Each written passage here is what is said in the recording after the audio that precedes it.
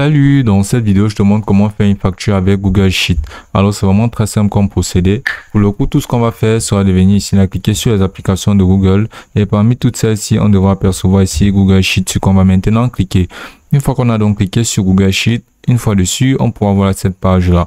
Maintenant, ce qu'on va faire sera d'utiliser des modèles car ce sera beaucoup plus facile et je te le recommande forcément pour pouvoir créer des factures vraiment très facilement. Tu vas venir cliquer donc sur Galerie des modèles.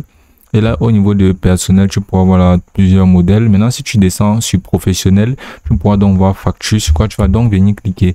Donc, on va se servir de ce modèle de facture ici pour pouvoir directement concevoir le modèle et le facturier de notre entreprise. Donc, voici ici, là, on peut voir donc le nom.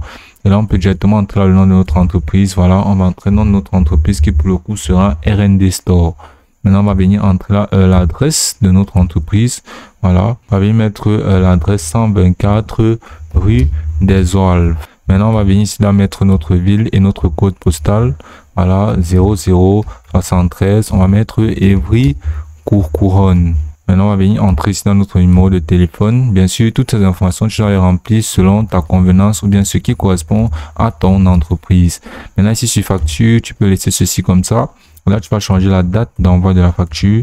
Voilà, tu vas venir mettre par exemple le 4 août, voilà, 2025. Maintenant, tu peux voir là cette section là de facture pour payable à. Tu vas mettre le nom du client en fait qui doit payer.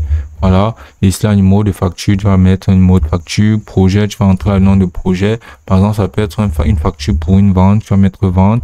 Maintenant, tu vas mettre la date d'échéance pour le règlement de la facture en question. Donc, tu vas venir tout simplement entrer la date d'échéance en question. Maintenant, ici, tu vas donner une description de l'article en donnant les noms des articles. Par exemple, tu peux mettre un iPhone 15. Et ici, tu peux venir ajouter autant d'articles que tu voudras.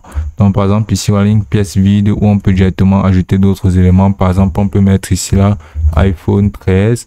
En appuyant sur entrée, ça créera toujours et toujours plus de nouvelles entrées. Voilà, comme on peut voir, la facture s'ajuste automatiquement pour augmenter les entrées. Maintenant, ensuite, on peut mettre les prix. On va mettre les prix unitaires, prix total.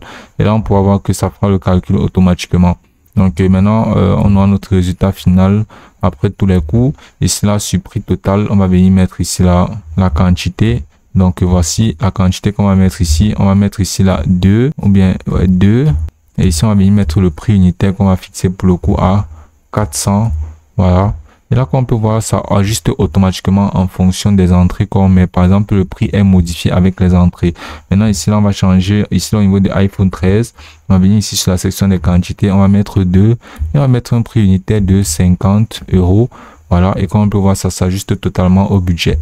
Voilà. Donc, on peut voir notre facturier est prêt. Il est ajustable et parfaitement fonctionnel. Maintenant, tout ce qu'on va faire sera de venir cliquer donc sur partager. Et là, on va pouvoir venir cliquer ici là sur tous les utilisateurs qui ont le lien. Et là, on va venir copier dans ce lien là et on va l'envoyer directement au client qui aura accès au facturier à travers ce lien. Et ce sera aussi simple que ça.